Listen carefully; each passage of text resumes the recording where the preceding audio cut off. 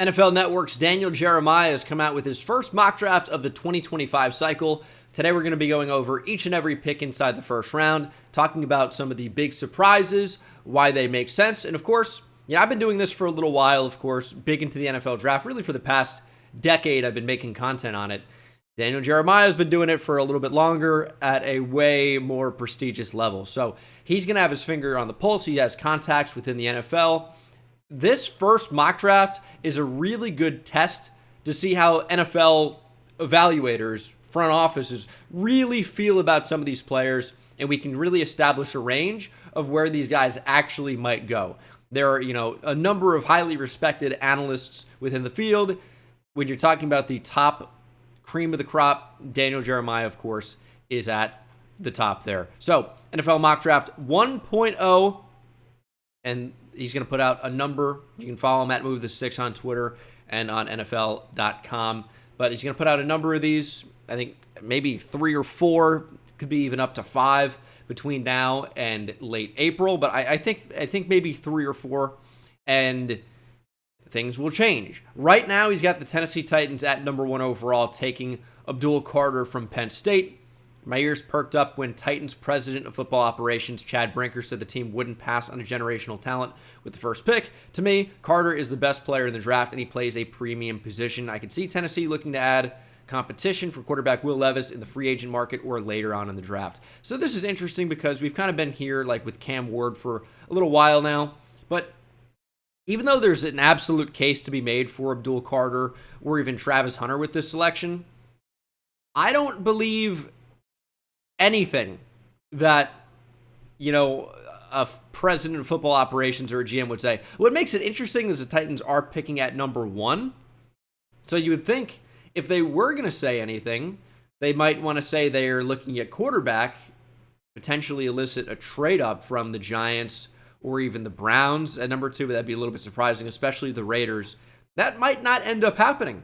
Abdul Carter at number 1. I do agree he's in contention to be the best player in the entire draft. Travis Hunter is going to be right there with me, though. And he is the number 2 selection to the Cleveland Browns. Quarterback is in play here for the Browns, but in this scenario, they pick Hunter, the Heisman Trophy-winning two-way star. I'm in the minority as someone who prefers him as a full-time offensive player who moonlights on defense.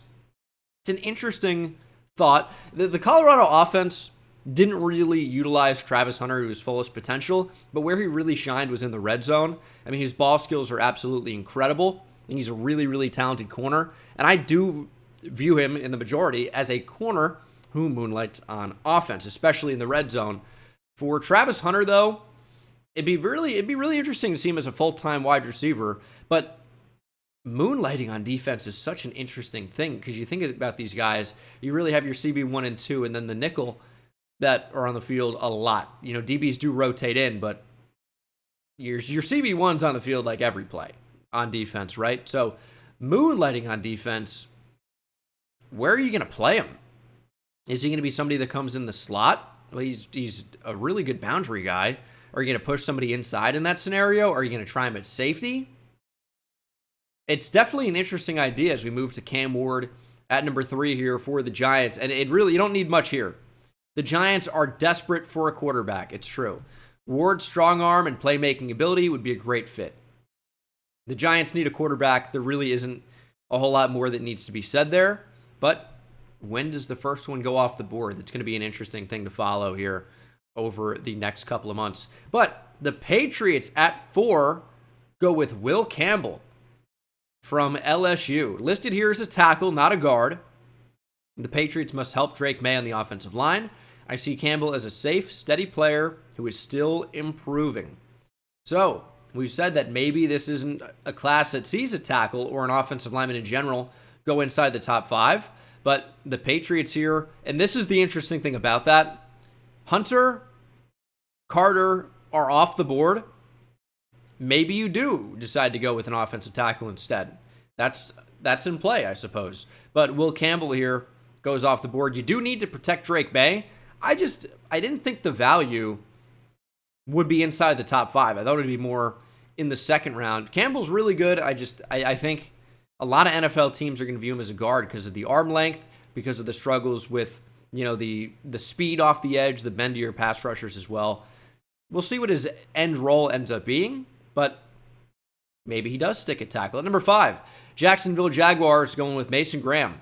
Graham's one of the cleaner evaluations in the draft. He provides unbelievable quickness, balance, and instincts. I really do think he's one of the top 5 or 6 best players in the draft, for sure. He's got real game record potential on the inside, especially against the run. He's a really, really good player. Jacksonville just needs to get better in the trenches, so I totally get that.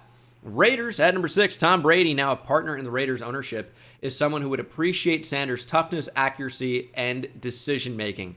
You can get a good offensive line in front of him, and there are some pieces with the Raiders O-line, although not spectacular. You do have some pieces. Sanders with a little bit more time in the pocket maybe could be something. He definitely is quite accurate. There's no question about that. At number 7, at least when throwing with touch, New York Jets going with Tyler Warren, tight end from Penn State. Warren is one of my favorite players in this draft. I would totally agree. I threw out a Jeremy Shockey comp maybe a month or 2 ago, and I feel good about it. He's 6'6", 260, can block a little bit, but is a weapon in the pass game. He will be popular with his quarterback and running backs as a difference-making inline tight end. That's just a traditional tight end that plays at the end of the line, that can block as an extension of the O-line, but can also be, of course, in the case of Tyler Warren, impactful in the passing game. Colston Loveland is not an inline tight end. He's not really going to be a big impact guy in the run game as an extension of the line of scrimmage. He's more of the big power slot type of player. Warren, of course, is your traditional tight end. Carolina Panthers going with Teteroa McMillan. The Panthers continue to build around Bryce Young with a big, rangy, and athletic receiver in McMillan. Not the DJ. He'll be a red zone menace. That is true. McMillan also, I think, is especially good after the catch for somebody of his size. 6'5", I think even more than 210 pounds. But he moves pretty well. Panthers need guys that can catch the football. McMillan certainly fits the mold. Saints take a very Saints pick here. The Saints continue to add young, athletic players to their defensive front. Williams played hurt all season long, but his tools are exceptional. And this is the type of player we see get pushed up the draft board. Guys that, especially in the front seven, especially on the defensive line, long arms, heavy, but can move. Williams is certainly fitting in that mold there. At number 10, Chicago Bears. This was the most interesting pick here for me. The first time I saw this was Alabama's Tyler Booker, arguably the top true guard in the draft, going at number 10 to the Chicago Bears. This is a fringe first-round guy in a lot of my mock drafts and some others that I've seen. But here, Tyler Booker goes at number 10. I think Booker is one of the safest picks in the draft. He will help firm up the interior offensive line for Caleb Williams. And I would totally agree with this from what I've seen from Tyler Booker. He's safe and solid. This guy who's technically sound, is he ever going to be an all-pro? It's tough to say, but he's a solid player.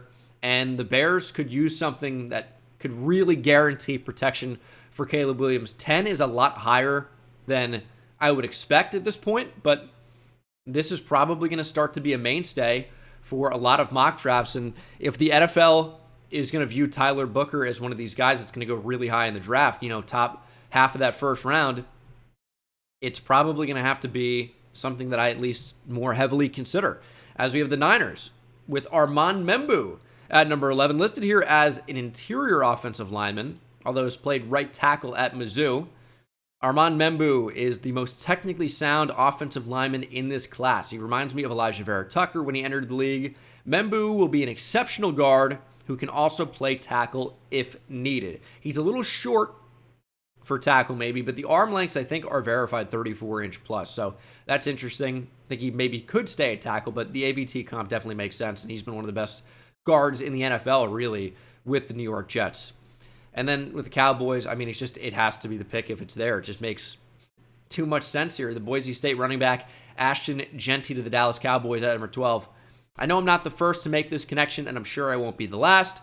Jeanty is one of the more enjoyable players to study in this class. He's elite vision and balance, offering a massive upgrade in Dallas. I think it's just overall very true. Very true. It's just a fit The talent is there. Why are we overthinking it as the Dolphins go with Kelvin Banks? Hook 'em. Dolphins going with the Texas offensive tackle. Nothing is more important for the Dolphins than protecting Tua Tagovailoa. Banks could do that at tackle or guard. Again, listed as a tackle, but potential for him to move inside as well. We've talked about that. And the Colts go back-to-back Longhorns. My favorite, Jahdae Barron. Indianapolis Colts take the senior corner that is experienced in the nickel and, of course, in the boundary this past season.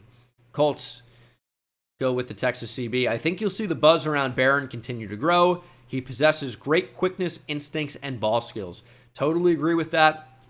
I think if you can find a Trent McDuffie type player, which Barron's a little undersized maybe, but the instincts they're crazy. His instinctiveness, his instincts, fantastic. He is the biggest defensive playmaker in college football, arguably, over the past few seasons. He's been incredible. I've, of course, biased, I suppose, to him as a Texas fan, but I've seen it firsthand. He's an incredible player, and I thought maybe the size and potential to be nickel or slot exclusive in the NFL, maybe push him down the board, the same way we saw with Brian Branch, who was undersized and didn't test incredibly well. Well, maybe that trend is going to start to go away because we've seen Branch be an all-pro type of player and Trent McDuffie be an all-pro player. Jahdae Barron here at 14, I absolutely love it. Horns up. But going ahead of Michigan's Will Johnson is also a surprise. A lot of people view him as a better player than Travis Hunter in this class. And while I've said I don't agree with that at all, it seems like Daniel Jeremiah doesn't either. Will Johnson going here at number 15 to the Atlanta Falcons. Johnson is a polarizing player around the league. He provides size and production, but some questions emerged about his tackling and top speed in 2024. Obviously, great ball skills, pick six machine there at Michigan, great size, long arms, but injury knocked him out of 2024. Is he going to be a consistent tackler? I've always said that, tackling's important at corner. I prefer a lockdown guy, but top speed may be more of a question that could definitely push him down the board. I guess we'll see if he tests post-injury, and we'll see what those times are if he indeed opts to go that way. But a lot of these top guys sit out. But here, first mock draft of the year for Daniel Jeremiah. Will Johnson is a fringe first half of the first round pick. And we've seen him a lot solidified inside that top 10. As we've seen another player that I think could be a top 10 guy in Georgia's Jalen Walker to the Arizona Cardinals at 16. Walker is a bit undersized as an edge rusher, but he offers an intriguing mix of length, explosiveness, and playmaking ability. Play off ball. He's also a menace rushing the passer. Definitely saw it against Texas, that's for sure. And this seems to be the type of guy the Cardinals take. Positionless linebackers, or are they? Jalen Walker joins Zaven Collins. Isaiah Simmons, of course, was the same idea. I knew Monty Osenfort's making the pick now. I already know that compared to the previous regime. But Jalen Walker here to the Cardinals. They do need help off the edge. I think he's a good fit in their 3-4. Cincinnati Bengals at 17 with Mississippi's Ole Miss defensive tackle Walter Nolan, transfer from A&M. He is a dynamic interior disruptor. He would be a key part of a turnaround under new Bengals defensive coordinator Al Golden. No, their defense is really bad. Bengals could have been a playoff team. Defense couldn't get stops. I think, honestly, a lot of that's on just the personnel and not Lou Anarumo, who, of course, has been canned. But, I think Nolan has big-time potential. He's someone I keep saying I think is going to go high in the draft, and then there's so many interior defensive linemen to try to get into the first round. It's just stacked on the defensive line. Nolan here at 17. I've had him, I think, as high as 13 to the Miami Dolphins. I might have considered him at 11 to the Niners. Cowboys at 12, I think, was a possibility. I've had him high, but 17, it's good to see somebody else have him, especially higher in this draft. Number 17 to the Cincinnati Bengals. As we go back-to-back defensive tackles with Michigan's Kenneth Grant here to the Seattle Seahawks. Mike McDonald looks back to his old stomping grounds at Michigan to select Grant, who would be a part of a great interior trio with Leonard Williams and Byron Murphy II. Look him. Keep in mind that Jaron Reed and Jonathan Hankins are headed for free agency. Yeah, I think it makes sense. I think You're looking at a team here that is just actually pretty solid with guys healthy back on defense. It's tough to point to a number of different holes they have that way. And we know that John Schneider's probably not going to take a guard with this pick. Says guard is the most overdrafted and overpaid position in the NFL. So where do you go?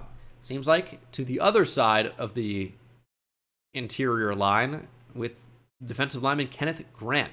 As the Bucs go with a fit I love, Jahad Campbell, linebacker from Alabama. They rave about Campbell's leadership and versatility at Alabama. He's a unique player because of his size and length as an off-ball linebacker. With Levante David and KJ Britt ticketed for free agency, the Bucs fill a need, but also a super athletic guy. Really love Jahad Campbell as a player. But there are some shades of Devin White here. I think Campbell is certainly bigger, but a better tackler, no question for me. And I think even better in space as well. I was not a huge Devin White guy. He had a great start to his career, great playoff run with the Bucs, but obviously fell off in a big way. As another guy that I've been hyping up, it's Denver Broncos, going with South Carolina safety Nick Eamon-Worry. Eamon-Worry gave me some Derwin James vibes when I studied him. I love his instincts and production. I don't know why he hasn't got more hype. He's got great size. You know, he's 6'2", 6'3", 225, 230, with great movement ability, great ball skills, can come down and hit. It's just been tough to find a place for a safety, especially with Malachi Starks. Also, I think going fairly high in the draft. We'll get to him probably in a moment. But I love Nick Eamon-Worry as a player. I'd like to see some love here going top 20. And another Texas Longhorn. It's Matthew Golden.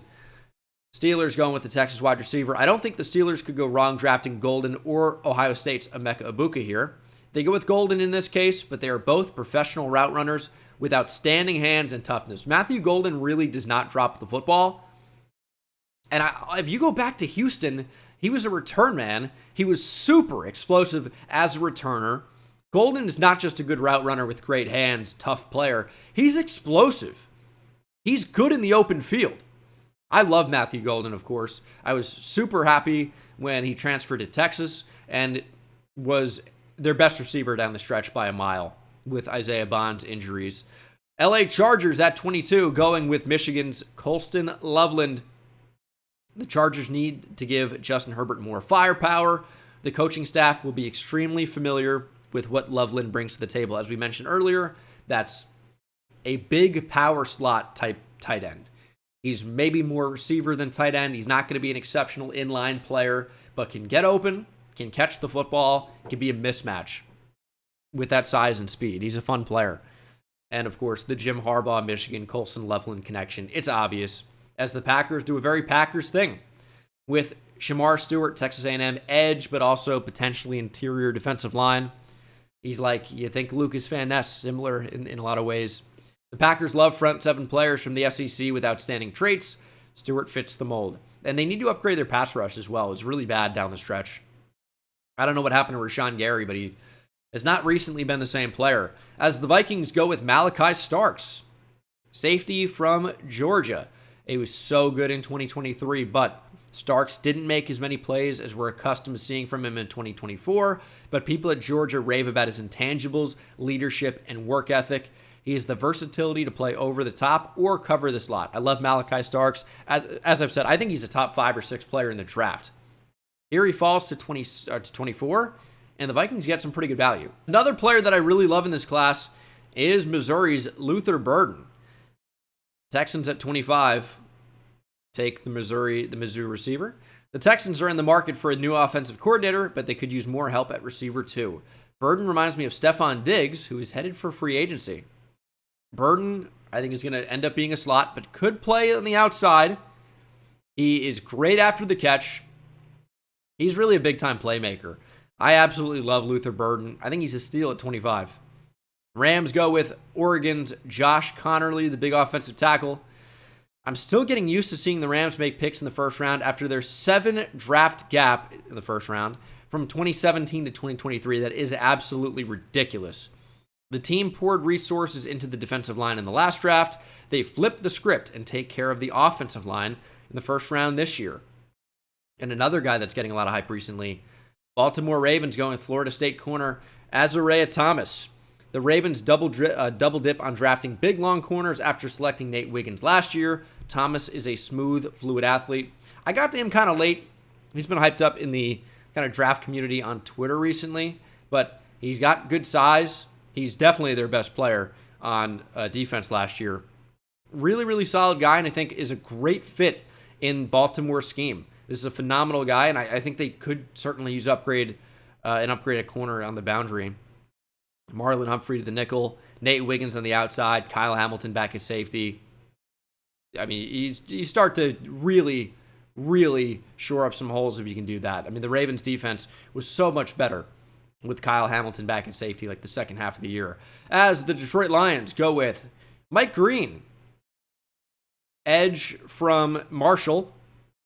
I think he's technically a redshirt sophomore, but he's not because transfer, COVID, extra eligibility, it's weird. But in terms of true age, I think redshirt junior does actually make sense, but it's nitpicking. It doesn't really matter. It will be huge for the Lions to get Aiden Hutchinson back next season.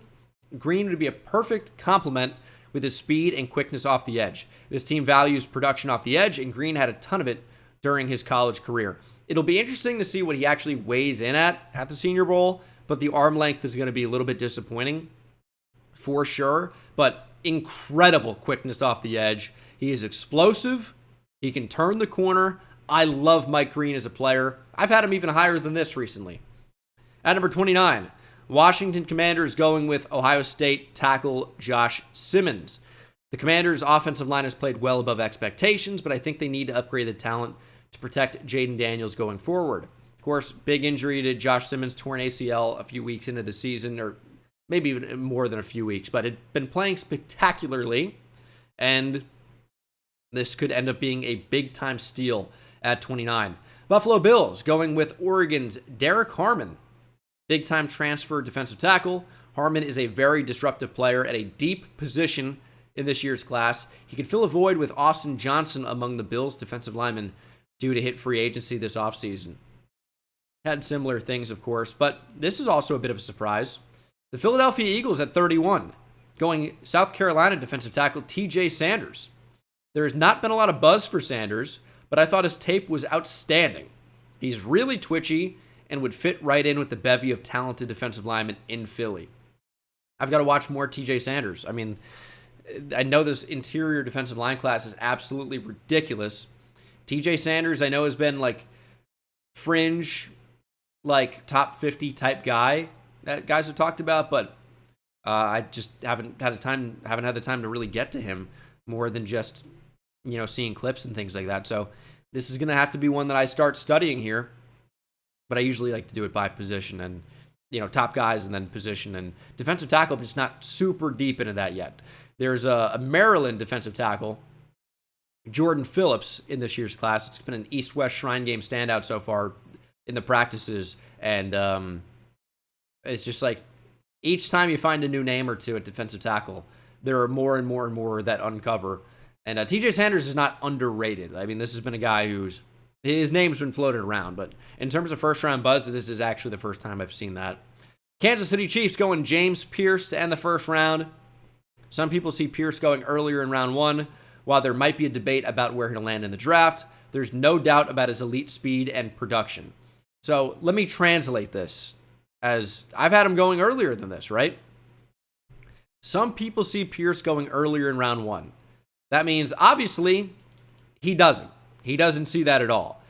While there might be a debate about where he'll land in the draft, meaning still does not see early in round one, there's no doubt about his elite speed and production, which he is very fast and he produced a lot, but it seems like Daniel Jeremiah definitely has some questions about, I would guess, his size, his ability, I would say, against the run, and are his hands good enough in his pass rush plan to match that production. So it seems like almost DJ snuck him into the first round to get him in there, but maybe doesn't even view James Pierce as a first-round player, which is very interesting. So a lot to think about here after Mock Draft 1.0 for Daniel Jeremiah. Of the notable snubs, I mean, there are some guys on the offensive line and defensive line, really. But, I mean, no Nick Scorton. That's not a huge surprise to me. If we see the PFF big board here, let's think about some of the guys that were not first-round picks. No Emeka Ibuka. Obviously, no Benjamin Morrison. And I've been saying that. People have been taking my head off for no Benjamin Morrison first round or late in the first round. It's just not a guarantee. So, good to be backed up on that. No Jack Sawyer. Obviously, no Amarion Hampton, no Nick Scorton, no Tyleek Williams. Some people don't like Tyleek Williams, so that's not exactly a huge surprise, I would say. Obviously, no Demetrius Knight, no Trey Amos, no Savone Revel, no Donovan Ezeraku, not Elek Iomanor or Wyatt Milam, Landon Jackson, Princely Uman Mielen was not a first-round pick, nor was Gray Zabel, Darian Porter, JT Tuimoloau. A lot of guys were not in here. But if any that are, like Caleb Johnson was not, Cam Williams was not, Jonas Inaya. I think a lot of the big names were covered. But, yep, Nick Emanwari, Derek Harmon got in. And I've been pushing at least Harmon for a while, but Emanwari, I think, too. So, there were some notable names not included, of course. And I think this gives us a little bit more clarity about how the NFL probably views these players. DJ has a good eye as anybody. But that is going to do it on the first round draft reaction. Check it out for yourself. Give them the page view. And check them out on Twitter at MoveTheSticks. And I will see you guys in the next one. Take it easy.